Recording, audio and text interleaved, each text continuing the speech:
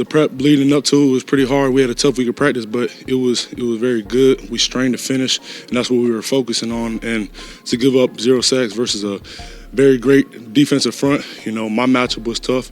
I mean, I had two great defensive ends that I seen last year, and they just keep improving. Yeah, they were really good, man.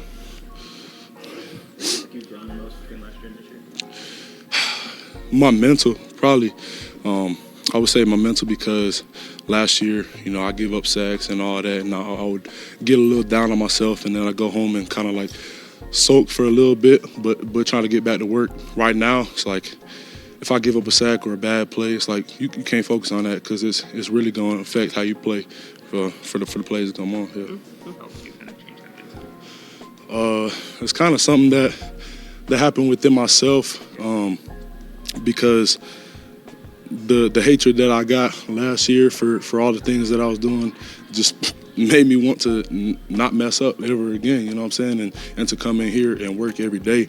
And Book was one of those guys that helped me for sure along the way, just helping with my mental. It's like, bro, you got to push through. You're going to be okay. You're going to be a really great player. So is that the kind of encouragement that, for those younger offensive linemen that are kind of experiencing this for the first time, is it something that you give them? Is that something that you can kind of describe? I would say for sure. Like, I try to help them in any way. Like, the things that happen to me, I don't want to happen to them.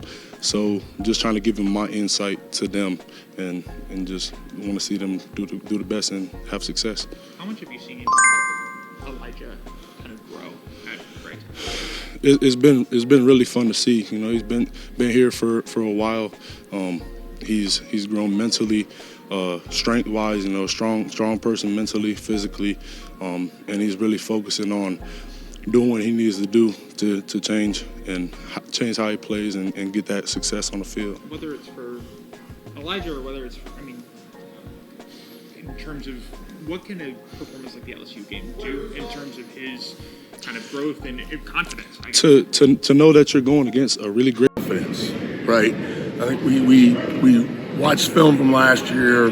We looked at what he was doing early on in camp, and we were able to make a few adjustments. And I think he started having success, and with success, right, comes confidence. So now mentally, he's in a much better place. There's nothing worse than having to line up at left tackle, thinking to yourself, don't get beat, or I'm going to get beat again, as opposed to sitting up there saying, I'm going to lock this down. There's a difference. So I just think he has confidence right now, and he's doing a nice job. Wait, can we just turn around? You go here and you take it here. But like your back to the wall. Okay. Oh, yeah. So who am I talking to now? So you guys are just filming me, and they're going to ask the questions. Yeah. I got you. Okay. So 0 sacks in the LSU game. How happy were you with that? Well, that's always the goal, and we ran the ball quite a bit, which is always good, right? Having success. And the other thing we did is we stayed ahead of the chains. We didn't have a ton of 3rd and longs, so that helps. You're able to get the ball out a little bit quicker. The quarterback did an unbelievable job of taking what was there, checking it down, run if you need to, and the guys did a nice job protectionally. Tyler talked after the game about kind of switching up some of the calls and him helping out Parker on the road, with the noise and everything. How did you guys adjust for that this week, and how well did they execute that? Yeah, it was. We just kind of wanted to change. There's usually 3 different ways people do their silent cadence, and so the first time we did it with the center. We felt it was better for us to have the center's eyes up and let the guard look, and so we made that switch, and it went pretty smooth. Yeah, how does that change things for the other guys in the O-line when you have Jalen going on the clap versus Well, it's again, somebody's eyes aren't going to be looking forward, so that's one, right? So that's the other thing. The other thing is the tackles, they're not always going to hear it, right? So they have to see it. So sometimes they're going to be later off the ball, right? So we have to do a good job of being able peripherally, I hate when, some people do it, they're looking at the ball, but I always hate to have my tackle not seeing something out there. So no matter what, however you do it, somebody is not going to have their eyes up. So there's a trust factor that whoever does have their eyes can talk to me. If you're the center and your head's down and they change the front, the guard's got to tell them, right? So now Hook's looking down and the center's looking up. If they change the front, we got to change our calls. We got to make sure he knows that. So, and then there's, all kinds of different nuances to how we do it. So it's just a matter of working and getting comfortable with it. the guard tap in the center for the snap. Is there ever a worry that the defense can get the timing down and tee off a little bit? Well, that's why you got to switch it up. Yeah. You know, you gotta be able to switch up the timing, and it's not necessarily just the tap. There's other things that switch it up, and then you also got to be able to do it on a 2, and you got to be able to freeze, and there's all those things you got to do so they can't tee off on you. Exactly. Kadyn was talking yesterday about how one of the goals was straining to finish. What is that like from your perspective, and how are you preparing in practice to be able to accomplish that? And that's always our goal, right? And so you're always challenging them to strain. There's a difference between leaning on somebody and doing my job and straining to finish. You know, it's amazing how many runs, if somebody just gets one more step down, there's enough crease for that back. And that just comes from being in shape, and it comes from training. Just you got to work that way every day, right? And they got a great example in front of them with Tyler Booker, who does it every day. So that you can't ask for more than that. It's not just a coach saying that; somebody else is doing it in the room. So we got other guys that do it as well, but he always sticks out to me. And so, you know, that's the expectation. You mentioned Tyler setting an example. How has he just kind of grown, maybe vocally as well as a leader for your unit this year? Yeah, he's really been good. I always feel like, you know, some teams I've been on, I have guys that talk, and sometimes it's too much, and the guys start to drain it out a little. That's not the case with him at all. He's always on point. He challenges his teammates when it needs to happen. Everybody in this building respects the heck out of him because of what he does and who he is. And again, you know, there's nothing stronger than the players talking. You know, as coaches, they're expecting us to correct them and push them and all that. But when you got your peers pushing you, it's impactful. Talk about Kadyn. It's time to turn it up with must-have tech to help celebrate the season. The Canon EOS. Proctor came in, looks like a... And players talking, you know, as coaches, they're expecting us to correct them and push them and all that. But when you got your peers pushing you, it's impactful.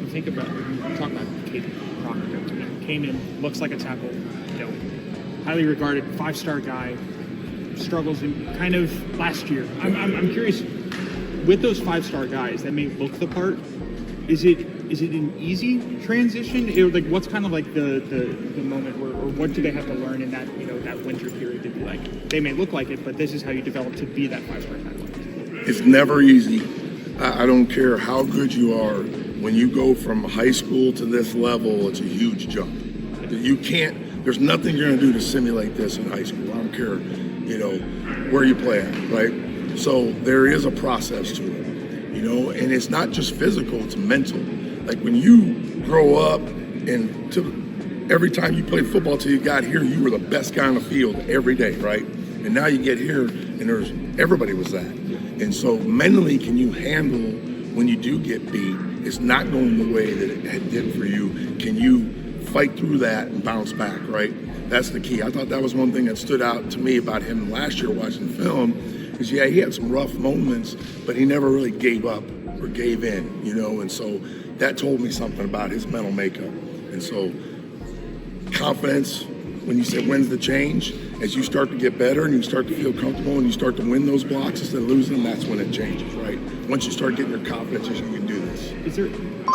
Is that something high schoolers realize? like when they're the top guy, or is that something that you basically have to learn by? Some of them do, some of them don't, right? And that's okay. You want them to be super confident when they come in here they can do it, right? That's okay. But again, it's like anything else in life that you do, you know, people can tell you and prepare you for it, but until you actually do it, it's not real, right? And that's just part of the deal. How would you explain the step forward in the running game over the last couple of games? You know, I just think that the commitment to running the ball, and I say that to say that, you know, we challenge each other to be better. You know, you look at the Missouri game, first few runs weren't great, you know, people load the box, whatever it may be, but understanding that, you know, and I said that I think last week, that sometimes those 2-yard runs end up becoming 4, 6, 8, 10-yard runs or explosives as the game goes on. So trusting it, you know, some of it's the flow of the game. You know, our defense has been doing an unbelievable job, so they get you in a situation where you feel confident that we can run the ball, do what we got to do, and worst case scenario, we're punting, we can live another day, right? So it all ties together. You know, I just think it's we've got a lot of we've got a lot of great athletes on this team. Everybody wants the ball, deserves the ball. You got to be balanced to be successful.